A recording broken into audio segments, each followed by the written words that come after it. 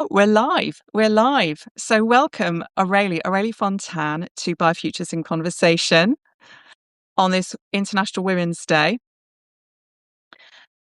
So Aurélie, I think I came across your work first of all a while back. And am I right in thinking that you did a collaboration with Piero D'Angelo?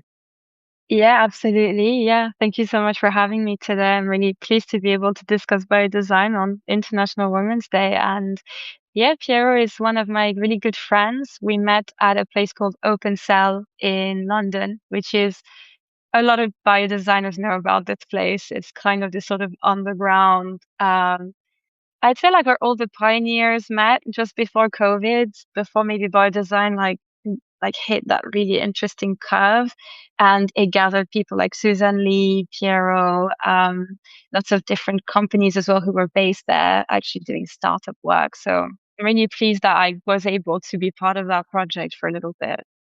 Yeah, it's well known, and it's probably one of the highest profile in the UK, isn't it? I think Open Cell.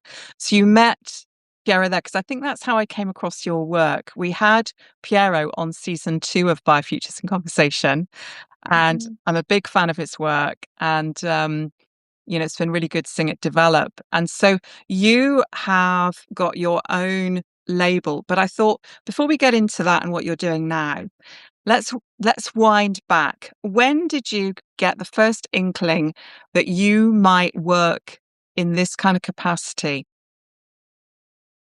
It's a really good question. I'm sure you ask all of your really interesting guests to reply, and I'm sure everyone has a very different story. Um, So for me, I guess the conduit to biodesign starts with a challenge because I'm French and I come from a place where the educational system is very black and white. I think it's changed now. But when I was in high school, you needed to be able to do science and maths, chemistry, biology, and they were all intertwined. So essentially, if you didn't have the grades for one of these, you weren't really able to progress. And so I had to drop science quite early on at school, which I really think is such a shame, and we can probably develop later on this. So I wasn't able to do biology and chemistry as a result. I went into humanities, I went into doing art and design, and it led me towards fashion because that was one of my other big passion crafts. And essentially, I think maybe in the back of my head, I had this sort of like yearning to do something sciencey without really thinking about it. And it's when I got to university that I connected the dots and I thought, okay, so I'm studying fashion in Edinburgh. I left Paris to do my BA in Edinburgh. And when I was doing fashion, I realized that there is a crisis that's much bigger in the fashion industry in terms of the materials that we use. So, so that the maybe listeners can understand a bit of background, there's a sort of cradle to grave process that happens in the design industry where designers are just sketching and designing those amazing products. Products are being used and then they're being discarded. And as we know, because everyone is familiar with fast fashion, that's kind of where I was going as a fashion designer. Although my practice is more in couture and high fashion, I couldn't kind of stay blind to the rest of the industry. And this is where I asked myself, where do I want to go? And if I want to stay in fashion, how do I want to do that? And long story short, I basically stumbled upon some people's work who haven't maybe been recognized for a lot of time, the likes of Susan Lee, who have done very pioneering projects. For example, Susan Lee made a collection with SCOBY, so like kombucha, a mix of yeast and bacteria. And she made those beautiful garments. And I felt like this is amazing because then you can have something that's sustainably produced that doesn't last forever. And that's basically where my interest started developing in bringing that biological approach to design.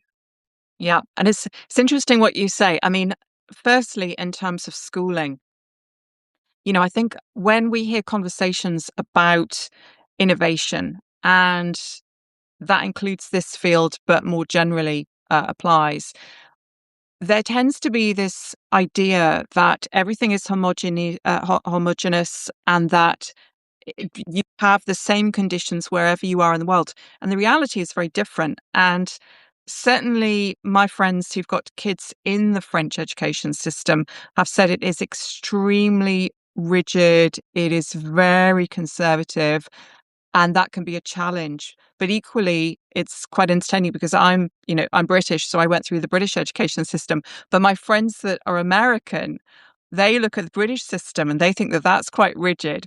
So I think your background, your entry point into these things can be very variable. But certainly in my own experience, although I didn't have to drop the sciences, certainly in my schooling time, you had a very limited number of subjects that you could do. And like you, I had to make a hard call because although I could do science and I chose biology, I could not study all the sciences that I wanted to while simultaneously studying design and art. I had to basically pick between them. And that, as you've said in your early sort of, career, it actually created an obstacle to me because I had the intent that I wanted to do something, but the system would not allow me to study what I wanted to. And so what that led me to do was to look outside of education and to educate myself. And like you, I think one of the patterns we see in this domain is that many of the people that have come into it, they have not been able to go the path they wanted to. So they have designed their own path. And that means that sometimes they come to it later. How do you think that coming to it that little bit later, having to overcome those obstacles, has shaped how you work today? Has it had an influence on your practice? There's so many things in what you just said. I think to like kind of unpick it, the first thing I would say is the imposter syndrome, because you are being told for so long that proper scientists need to have, a science background, a science degree. And obviously it's very important because some scientists do very, very complicated things, and it's really, really useful to have that. And also the peer reviewed system, obviously. Mm.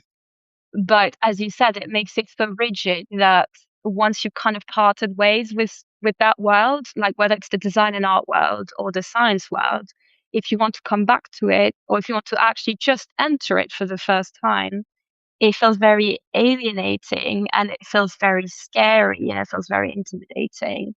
And purely for the fact that I find the science world harder to get into from a design and art background, purely also because of the knowledge gap. But conversely, I'm sure you've spoken to some people coming from the science world. There's a whole kind of maybe set of unsaid and unspoken rules in the art and science world. Yeah.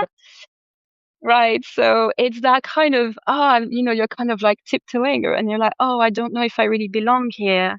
And I've seen that in many, many people. And the most beautiful thing is to actually be in that space. I have to really give credit to them and mention them. There's a space in Edinburgh called the Ascus Art and Science Lab. That was my gateway drug into biodesign. And so, to go back to your question, I think there's quite a few stages of probably an identity shift. So you're still who you were before, but you're almost layering on top.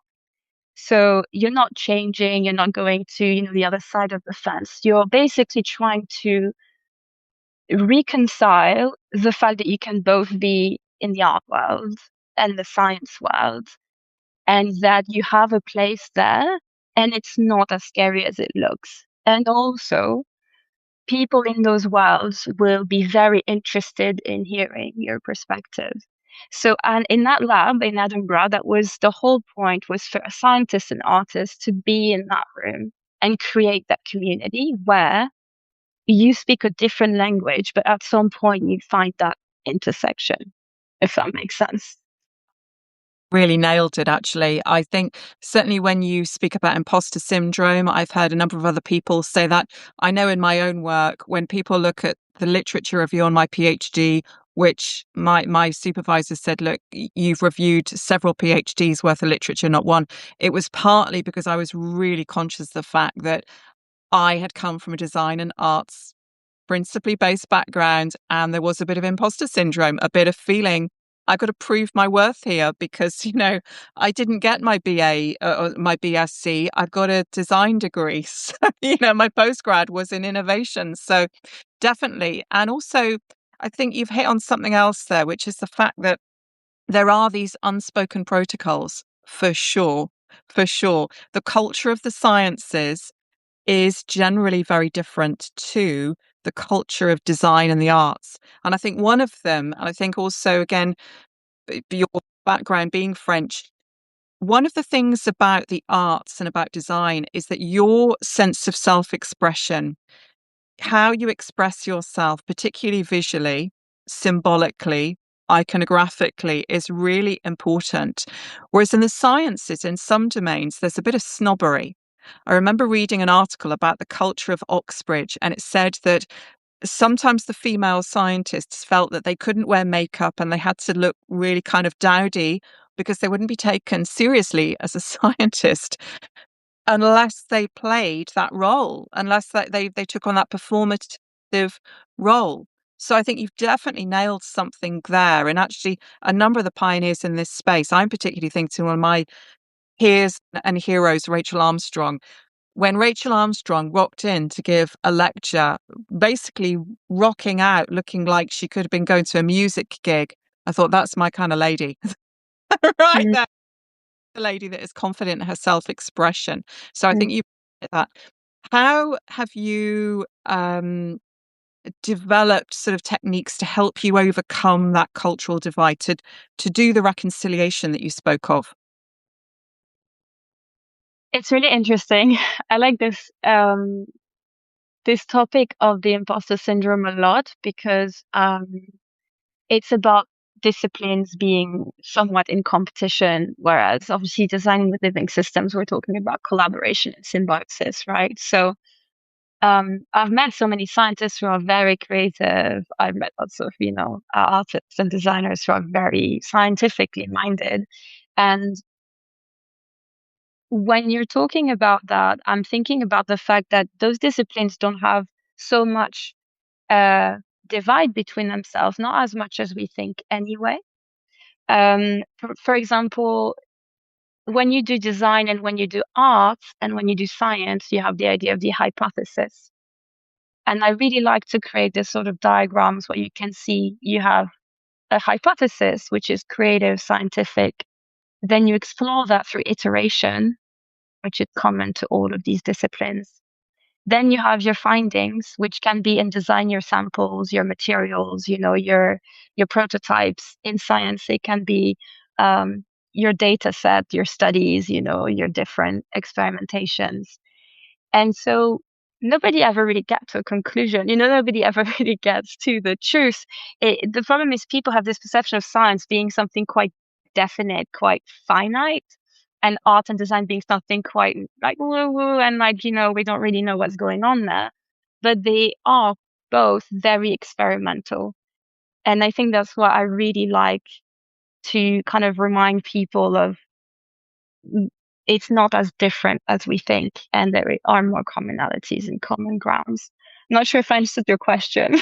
But I loved the way you described the creative process actually as you have a hypothesis, because I think all artists and all designers will know sometimes in your mind you picture it and you can even see yourself building it, but then when you actually get to create it, you find that the materials respond differently, and your hypothesis may need a bit of tweaking because the reality is a little bit different to how your mind put all these things together.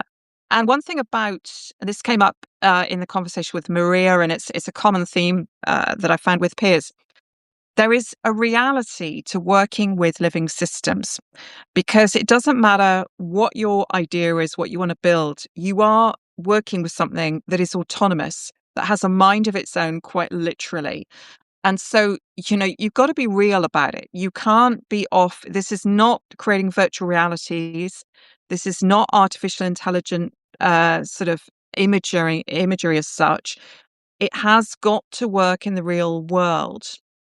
In your own work, fashion is a domain and couture is a domain that it's largely concerned with creating an imaginary world in the sense of expressing concepts that will elevate your mind to another place or that will make you feel that you're inhabiting a particular mindset. How do you feel in your work at the level of your practice? Again, this topic of reconciliation, you reconcile the aspiration to create these imaginary worlds, these avatarian worlds, and the reality of working with materials that have a mind of their own. Oh, it's a really big question. I think it's probably most designers ask themselves that every single day. Well, when you decide to design, and I think, I'm hoping you'll have some listeners who are maybe thinking about going into biodesign or exploring this field because it's really interesting.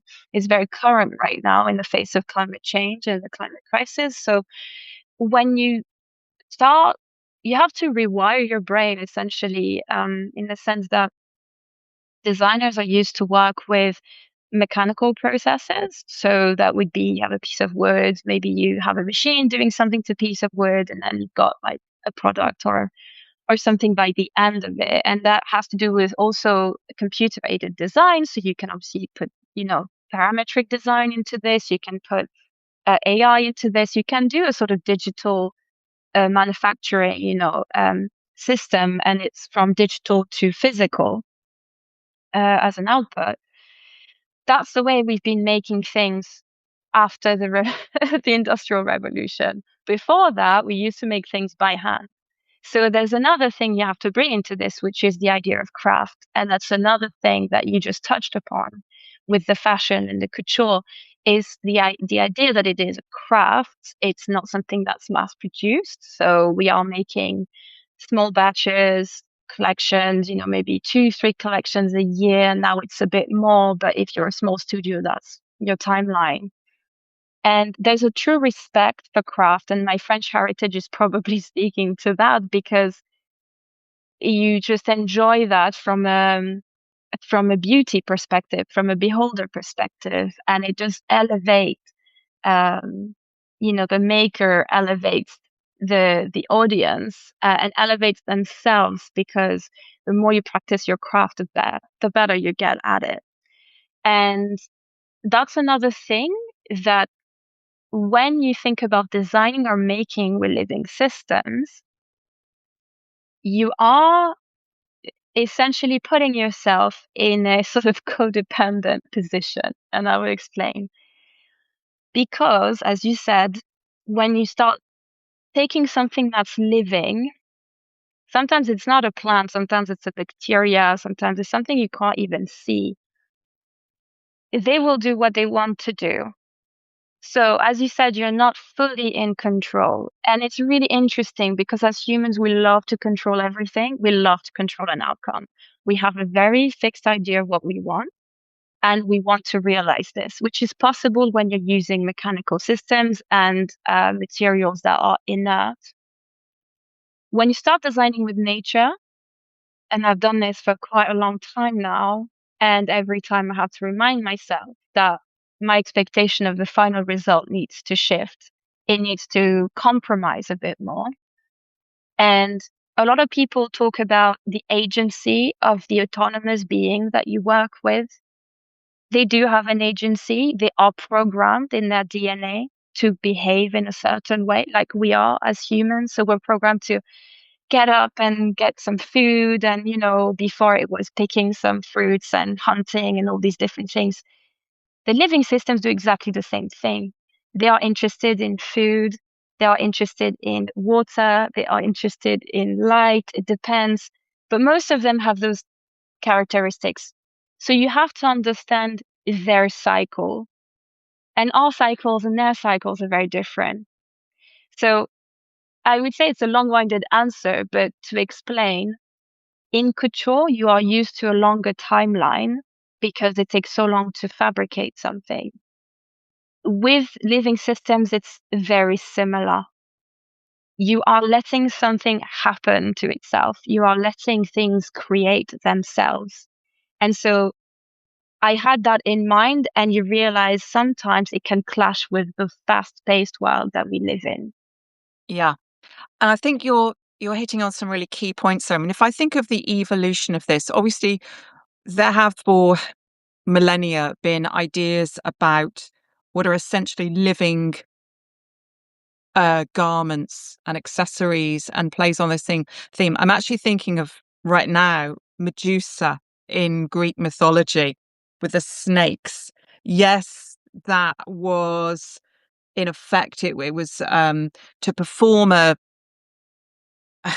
it was almost like a weapon, but nonetheless it is a garment in effect. And if you look to Greek mythology, there were many properties about the gods and the goddesses attire. They were alive. They kind of the various different artifacts had a life of their own. Actually, within many mythologies, I'm thinking to one of the most famous mythologies of Britain, Arthur and Merlin's sword. This idea of the inanimate versus the animate, and this is obviously something that is particularly entwined with not just mythology, but with legends, with stories that are about teaching and about understanding the world around you.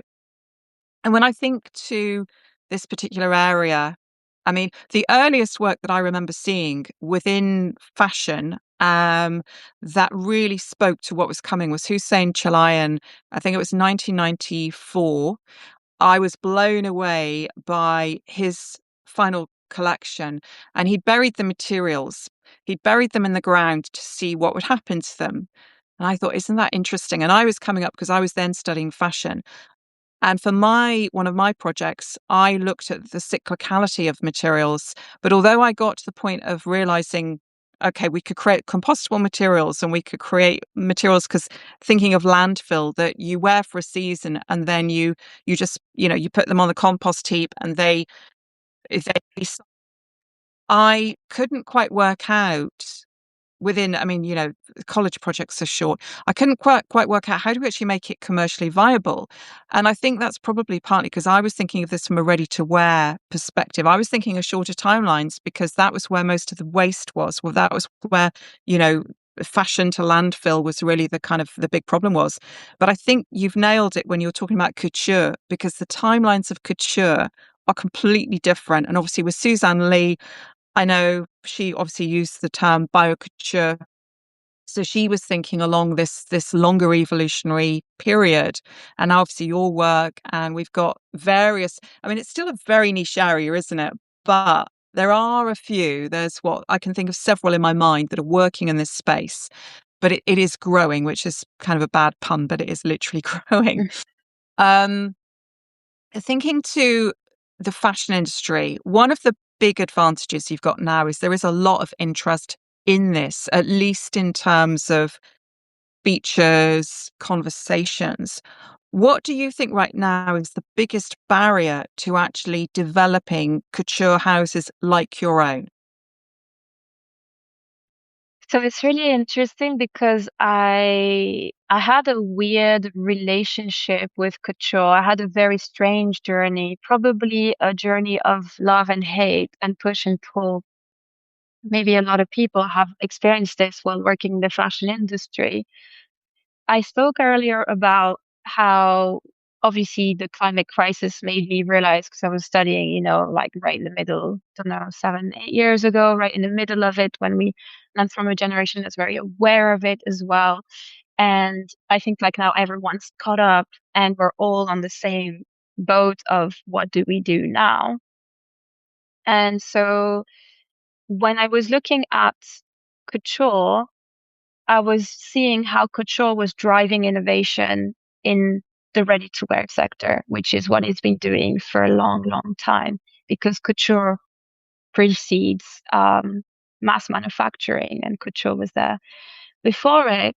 And so there's a deep respect in the fashion industry for couture designers and high fashion designers who are the craft, the crafts makers, if we want to invent a word. And what really became clear to me is a sort of ambivalence and maybe a sort of dichotomy and a sort of almost like a clash in the fact that couture's impact is absolutely cultural. It's everywhere. It's people love Balenciaga and they love Chanel and they love, these are all couture brands that obviously started to be more commercial. And in terms of impact, so in terms of supply chain, in terms of materials and landfill, as you were mentioning, they are not the ones who are creating most of the landfill and most of the pollution that we see today. And I think it's really important to make this distinction for maybe the listeners who are not so, up and close and personal with the fashion industry. So they're everywhere. You see Dior, you see Chanel everywhere, but they're not the ones creating the volumes. And you would never think of putting a Chanel bag in a landfill, right? So when I realized this, I think I had a very tough emotional moment where I realized, even though I had a really deep passion and love for couture and fashion, and I'm sure you've experienced that because you've done those studies, I did realize that although it could drive cultural change and societal change, it was not going to create the impact I wanted for myself. And I'm just speaking for myself, obviously, not for anyone working in the couture industry. So I had to have a really tough think. I was on my way to I was doing Fashion Week in London. I was very young at the time. I had a fashion studio. I was doing what Piero was doing, which is basically try to push the couture, biocouture and biodesign concept through my work. And I just had the realization, but I'm working for museums. You know, it's what I'm doing. My pieces are so tough to produce. They take so long. They're so out there in terms of the forward thinking and speculative that they ended up being borrowed, by museums. And I felt, wow, this is amazing. When you're 23-year-old and you see your piece in a museum, wow, it's incredible. But then I started asking myself, and then what? And then what? Yes, you're inspiring people, but you're not really driving a very meaningful change. And that's why I diverged into tech and fashion tech, because it became really clear to me that some people, some groups needed to take that really cool creative innovation and, as you said it very well, take it to a commercial level. And that, because it was so niche at the time, as you know, there weren't many people trying to bridge that gap. So there were really cool projects that were so inspiring. On the other hand, there were very obscure innovations that you wouldn't even know as a customer. You wouldn't even know it's an innovation. So how do you basically rebrand biodesign and make it more commercially orientated so the impact is higher? You just gave me an idea there. One of my other hats, I have like a few people in this space. I have a few different titles, not activities. And one of them is I work with Sellotape magazine, which is a borderless fashion magazine. I'm principally concerned with a couple of new shows that are in development. But because of the fact there are so many brilliant minds in this space, but so in many ways unsupported because there simply are not the funds, and we have had this gap. I've been looking at how we could potentially create something that helps leverage its reach, because it's got a lot of readers and a lot of influential people checking on the magazine. Um, to use that to help biofashion. And you gave me an idea then, and I'll contextualize this with a French label. So Chanel. Karl Lagerfeld is obviously the man behind really the kind of culture that has dominated the fashion industry since the 1980s, and that he realized, as had Gabrielle Chanel herself, that there's a lot of power in a brand. He understood branding. And I'll give you an anecdote. My 16-year-old self was in Bangkok and I was on the little markets. I mean, today, obviously, very, very anti-plagiarism and IP infringements. But my 16-year-old self was on a market stall in Bangkok, and they had Chanel knockoff t-shirts. Logo on the front, Chanel. Clearly not Chanel. No one would be under the illusion that it was Chanel when you wore it, but it gave you the sense, my 16-year-old self, that I was part of the Chanel world. And then, of course, we saw that whole thing take over. Brands became so powerful that people would buy things like a bag just because it's got the logo on it, or a garment. And that was how the big brands used the power of their brand. And of course, there was knockoffs. Of course, there was plagiarism. Of course, there were people copying it. And today, obviously, plagiarism and IP infringement is a massive problem for particularly small designers that don't have the power to push back. But you gave me an idea on what you were saying there. So I'm going to put this to you as a proposition. Would it be possible? If I said to you, Aurelie, would you be able to develop an idea that could be shared in something like sellotape, a recipe for the readers to create their own piece of fashion? To basically, yes, in a sense, they are copying, but in a positive way. They're copying, they're learning, and maybe, just maybe, that will help, firstly, spark some people to join this wonderful new frontier of fashion. But even if it doesn't, to actually understand the potential of this field. Do you think you could create a recipe? Here's one you can do at home. Yeah, absolutely. Yeah, for sure. I've done that, because I believe open source is so important, and the agency of the individual to be able to make a difference. Absolutely. It's key. You've got to innovate and then share, because localized manufacture is the most sustainable manufacture. Possible. Mm, Well, I will get in touch with the editor in chief, and I will say to him, we want a feature for you, but very importantly, we want in that feature for you to have your recipe. I'm just using that as a term, but basically yeah. your guide to the readers, because I think getting people hands on, getting them actually experimenting, doing things at home is a really good way for them to understand the power of this new Mm, frontier. yeah. So, rewinding a little bit.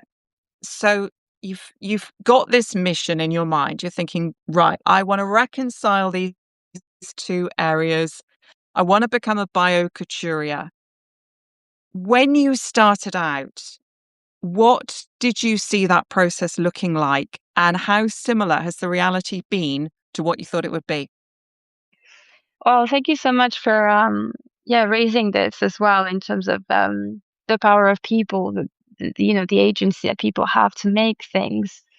Because I guess it depends what mindset you're in, right? You're either in a sort of scientific mindset, you can be in a creative mindset, you can be in a very commercially oriented mindset. You can, you know, what I think is important when you're doing that is to have that creativity and that curiosity. And that's something that I've cultivated since university.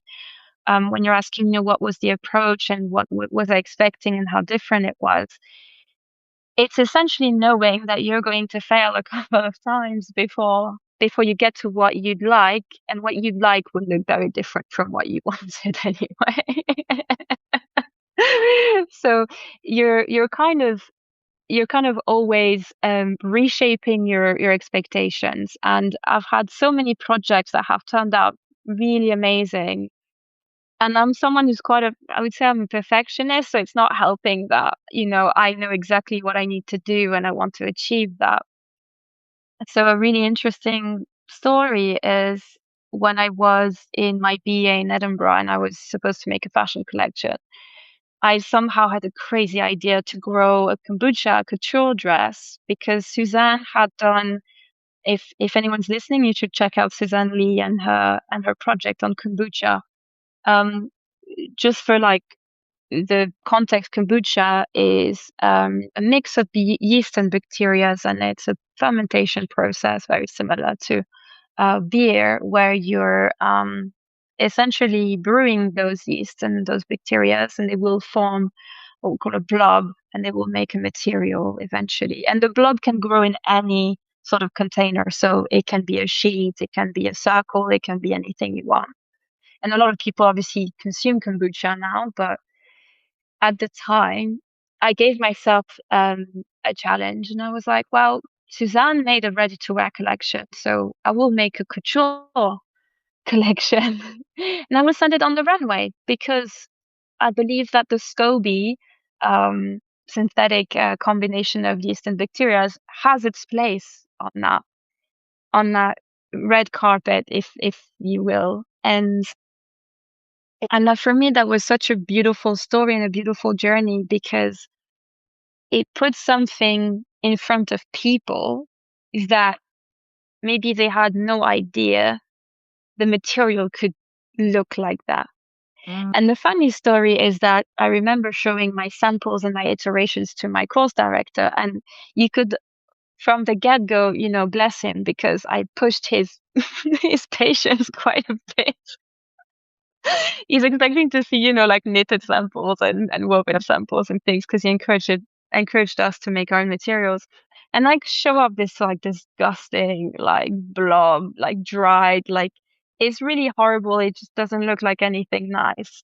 And I show it to him and I'm like, I'm going to make a dress out of this. And on top of that, the dress will open my show.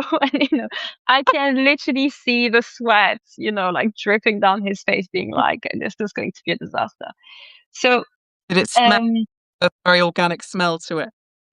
yes, and actually I was growing it under my bed, so the vapor, vinegar, and tea. I was having weird dreams. So it's like sort of like garage environment where you're like trying to like tinker with things. And so I grow this dress, and at first it kind of looked weird because I made my own material, and then my course director really pushed me, and he was like, "Okay, this has to look like couture. I will accept the fact that you want to do something weird and completely out of the ordinary, but please do make it look nice because we have standards, in this industry." I was like, don't worry. And I ended up creating this dress that I foiled with copper Mm. and like a sort of DNA pattern. The really interesting thing is I think it was counterproductive to what I wanted to convey and communicate because the dress looked too good. And so the funny thing is the perception is that people thought it was made from normal fabric. Mm. They didn't Do you realize. see what I mean? Yeah, yeah. Yeah. You actually Yeah. clearly looked quite exotic and different to communicate the fact that it was born of a very different process. Yes, absolutely. So in a way, I think maybe in hindsight, I would have made it more obvious. And again, it's a great lesson to learn because you can't force a material to be something that it's not. And I did that, and it was lovely, and it fitted with the rest of the collection. But at the end of the day, and maybe this is where it was my first sort of like as you said, real world testing. You're putting your dress in front of people who have probably some of them never heard of kombucha. The ones who have heard of kombucha have never heard of the SCOBY. The ones who have heard of the SCOBY have probably never heard that you can make a material with it. So you're really like talking to a very niche audience. And this dress went in front of lots of people. For example, Diane von Furstenberg, who was judging my collection, the head of CSM, Christopher Rabin, and and I had to, do a lot of explaining about what this dress was and how it was made. And what I'm really grateful about now is with biodesign becoming more of a thing, I don't need to do as much education. And I'm sure you see that. It's just the gap is starting to close where when you're throwing words like science, biology, bacteria, and mushrooms, you're not, treated like this sort of like alien coming out of a different world. And you or rather think about one of the paradoxes of France, because although France has got this very rigid education system, it is, and I think particularly at the moment, a pioneer of creativity. And so I mean, for a long time, I was really disappointed in fashion. One of the reasons I left fashion as an industry for years, I was really frustrated at how slow the uptake was of innovation. of the fact that there were all these incredible possibilities, and the fashion industry was so in the clutches of basically the shareholders and the people that were more interested in profit than they were actually in innovation and the things that have driven the great designers, over the generations. And it was actually the Paris collections where I saw the first hint that things are changing and positivity. A couple of years ago, the fashion collections suddenly really started to come forward with some really beautiful, really powerful collections. And now I think it's absolutely on fire. French fashion, French couture in particular, there are so many great labels, so many really, really good designers out there, all of them experimenting highly. Now, I've seen a lot of great digital experimentation integrating that and material form, a lot of original pattern cutting and concepts. We haven't yet seen a massive amount of what you're doing, but would you say that that is more a product of the fact that there are still very few biocouturiers rather than there being an interest on the part of high fashion and the sort of the publications in high fashion? It's true that the high fashion and couture now is basically the uptake of biomaterials is higher now, which makes me very happy to see because I think 5 years, even like, 4 years ago, if you spoke about bacterial leather or bacterial dyes, people would just look at you a bit weird. And it's amazing to see that they are considered as valuable and valid materials to use in the supply chain. So that's absolutely incredible.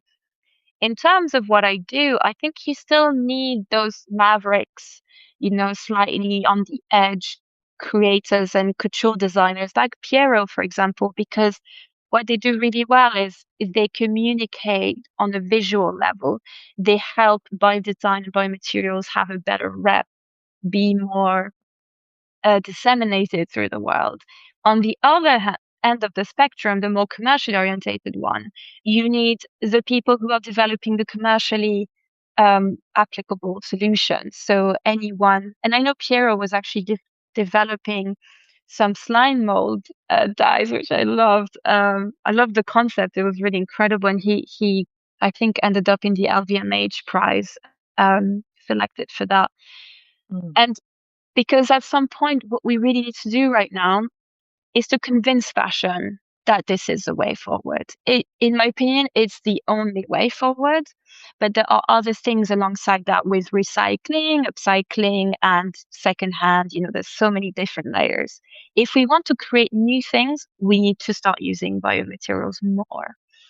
And the issue and the barriers I have experienced with that is the probably suspicious approach. Like the sort of like, yeah, but does it perform the same? It doesn't feel the same. What kind of colors can you provide?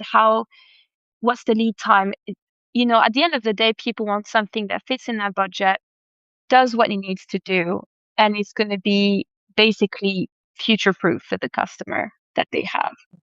I suppose, the irony of this, I mean, I think one of the reasons why fashion as an industry so suffered, certainly creatively, I think it would be fair to state from about the mid noughties until just a couple of years ago, is because you had a lot of people with very little creative vision that did not know what was going on at the edge, that were controlling fashion and making assumptions about it. Of course, historically, throughout the history of humanity, fashion is one of the ways that we indicate who we are. We show our tribe. It's how we communicate change. It's how we communicate our values.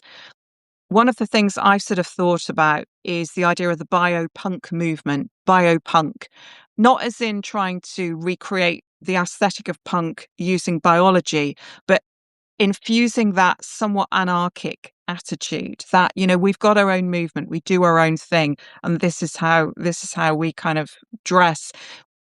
And when you were saying about the performance of fashion, I think that's one of the deep ironies of this, because as you know, and everyone that's worked with these living materials and other kinds of biological materials, the processes and the performance of these garments is very, very different. But that's where the value is. It's the very matter that they can do different things. And there's so many exciting things that could be done in terms of, for example, the change, the fact that living materials, they adapt, they evolve. I mean, I think probably one of the most visual signs for this was we had Chris Bellamy on the show last week on the series, and the wonderful dress that he created the materials for Iris van Herpen, and the fact that that there was a great clip where in the studio they were touching it and the little organisms were lighting up as they do, and so the morphology, well, not the morphology, but the visual aesthetic of the dress was changing in real time.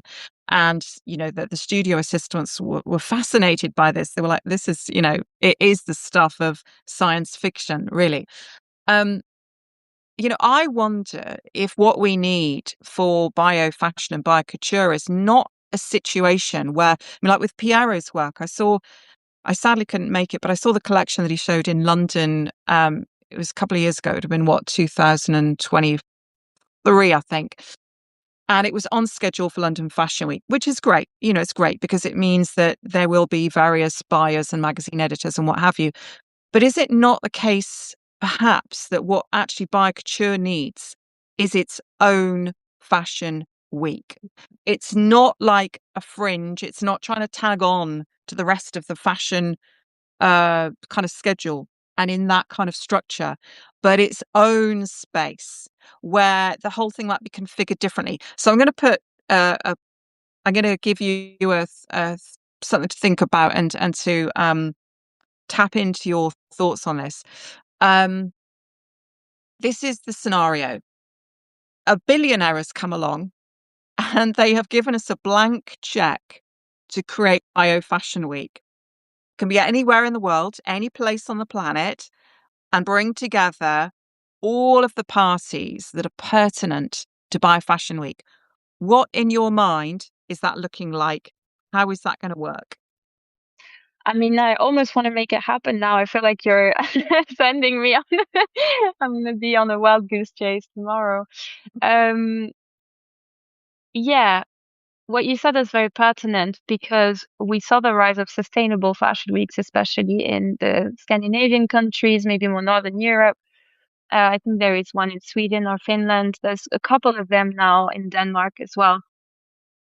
But what does sustainable really mean? Is that whole question of, biomaterials fit in that category. But as you said, it's not necessarily entirely about biomaterials. There are other ways that you can make fashion more sustainable. What would it look like? I believe that we need to get out. So the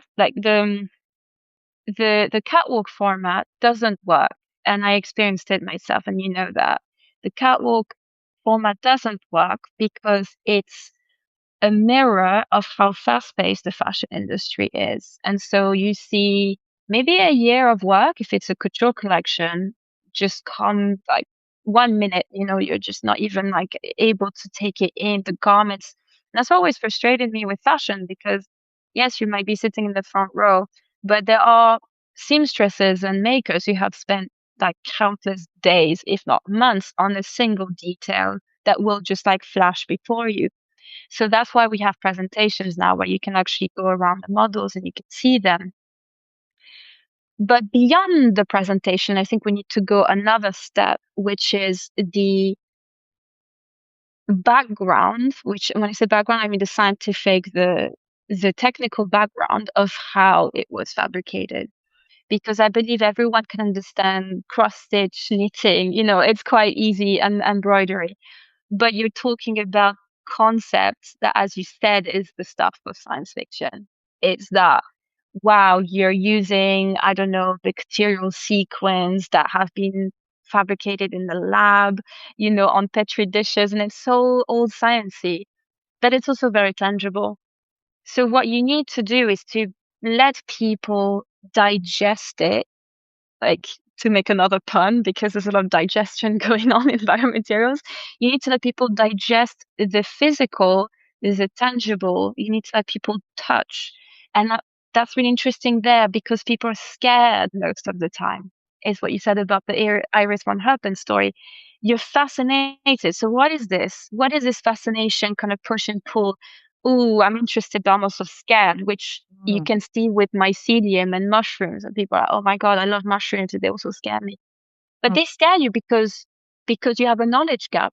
And you fill that knowledge gap. Suddenly it becomes an ally. It becomes a wow, now I understand how mushrooms or bacteria can help us fight climate change. And I think this is the activist um, kind of knowledge hub responsibility of biodesign, for anyone who works in this field, is to make sure that these things are really understood in the appropriate context. We're not just cooking things on the stove just for the sake of it. There is a long-term vision, if that makes sense. Do you know, as you were speaking, I'm picturing Bio Fashion Week that this billionaire has decided to blank check. So what I'm seeing here is like almost a laboratory type of setting where you've got all of the garments, you've got the collections in there. I'm thinking rather than have these things, different people showing in different places, all of the designers are showing in this living laboratory. And on show, what you've got is the material processes, the evolution, the kind of the family tree behind the collections, each one showing how they emerged, showing how things were developed. And then I'm also thinking about this space where, obviously, I mean, we have to grow up, but I think many people, we still have an inner child. And I'm seeing almost like the sort of you get the children's farms where the children go along and they pet the animals. I'm seeing almost like a petting area where the public come in or the buyers come in, the magazine editors come in, and they actually get to feel and to experiment, but in a safe space with these curiosities. Because it's almost like a cabinet of curiosities, just the samples and the designers are there talking about this and the teams, because this is a key thing. When I was talking about the creation of the material that Chris Bellamy created for Van Herpen's collection, he was saying it took 100 or so prototypes to come up with a final iteration. So there was this lengthy process that you're talking about here of actually working, collaborating with the organisms to get to that. And then what you've got has to be looked after in very specific conditions, because if it doesn't, it will die. But then again, the flip side of that is that maybe once it's been worn, maybe it does need to die. But then what happens when it dies? How does it actually become reabsorbed in the environment? What is that afterlife? Maybe you have a situation where you've got a kind of a laboratory that actually shows, let's say, one collection created work by one designer, let's say yourself. So you create it not to live, but to die. When it dies, another designer then takes those nutrients that have been re-released back into the ecosystem of fashion, and then they work and they create their collection. And so this idea, because historically the industrial revolution, and I think again, you touched on this, the industrial revolution was about dividing to conquer. It was about pitting one company, one organization, one individual against everybody else, profiteering sometimes at everyone else's expense. Whereas this is about the whole system of fashion and about rethinking how designers are working, not just in terms of their own practice, but with our whole industry. If you could be part of this magical bio fashion week, what would you do? What would you bring to that you can't at the moment because of the limitations that are forced on you by the pre-existing infrastructures of the industry you work in? I mean, this is like just my opinion, but I think fashion can sometimes, we have a French terms for, for this because French people love to invent their own terms, but it's just too like inward looking. So it's too focused on itself. And I think it really it needs to come out of itself because, as you said, it's about collaboration. It's about different disciplines working together towards a better goal.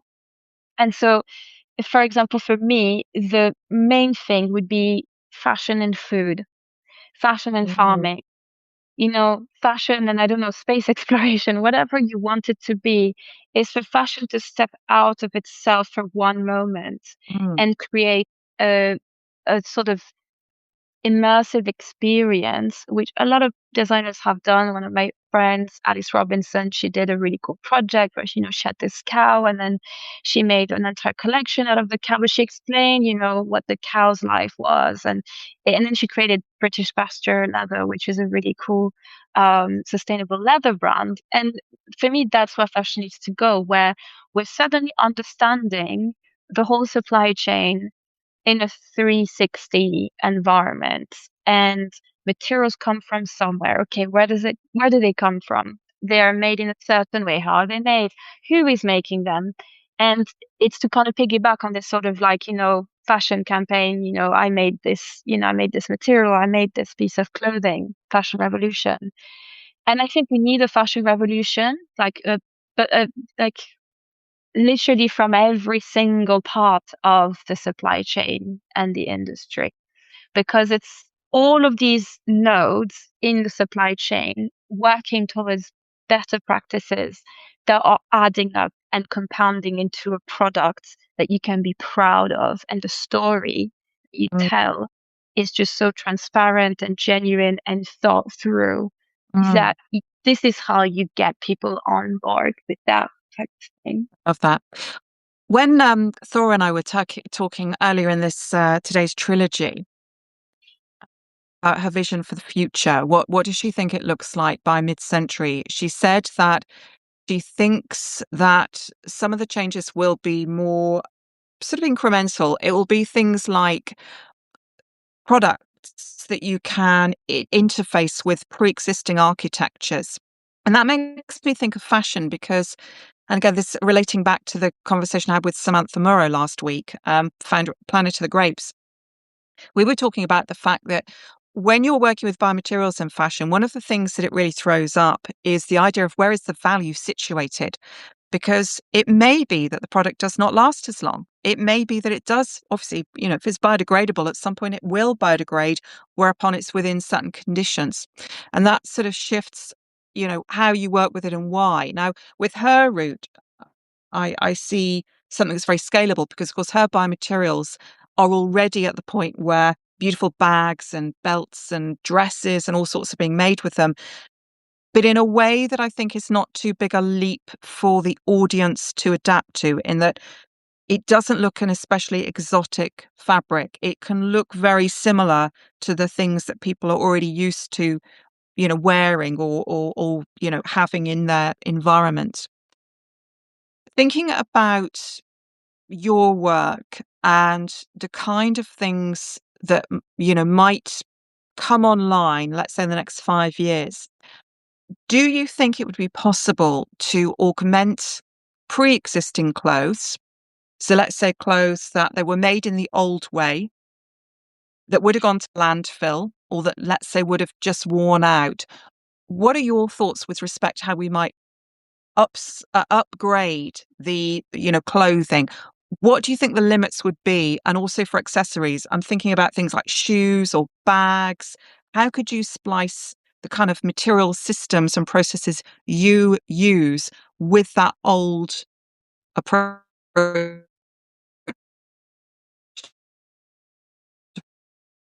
and reconcile those two areas? Yeah, so I'm going to quote a French scientist, I believe it's from Lavoisier, and he said, translating, it's nothing gets lost, nothing gets created, everything transforms itself. And that for me is something that really shows you can take any material and we should think that way. And a lot of countries do it, particularly in Africa. If you go and you visit Africa and how they really are so creative about, I visited Senegal and they're just incredibly amazing because their craft is still there and they still have this culture of craft. So they will adapt any material thrown their way. They will do something incredibly interesting. And obviously in the West, maybe we are a bit more jaded and a bit more blasé about this.